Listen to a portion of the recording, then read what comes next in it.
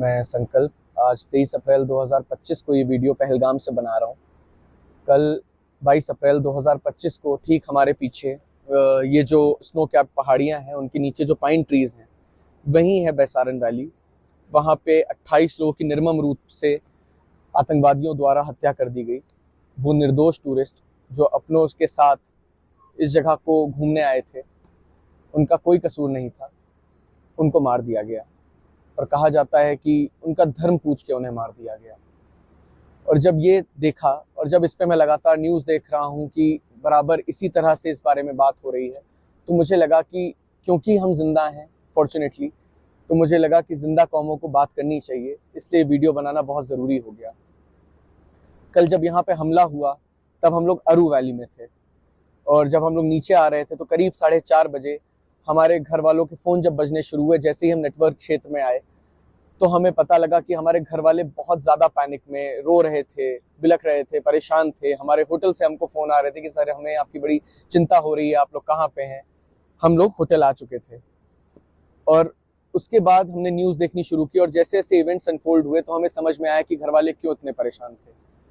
अचानक से जितने लोग हमारी सेवा में यहाँ पे हैं उनकी आंखें बदल गई, उनकी आंखें शर्म से झुक गई, उन कश्मीरियों की।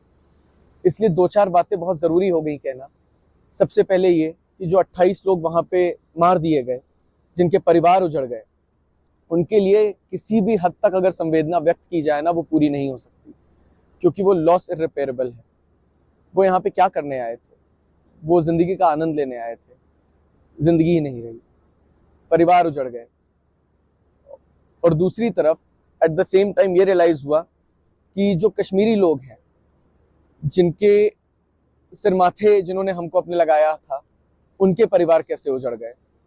जब देखना शुरू किया कि लगातार बात हिंदू मुसलमान की हो रही है, तो ये कहना ज़रूरी हो जाता है कि जब एक हमला हुआ तो इमीडिएट रिलीफ जहाँ पे ये हमला हुआ वहाँ पे या तो पैरों से जाया जा सकता है, घोड़े से जाया जा सकता है।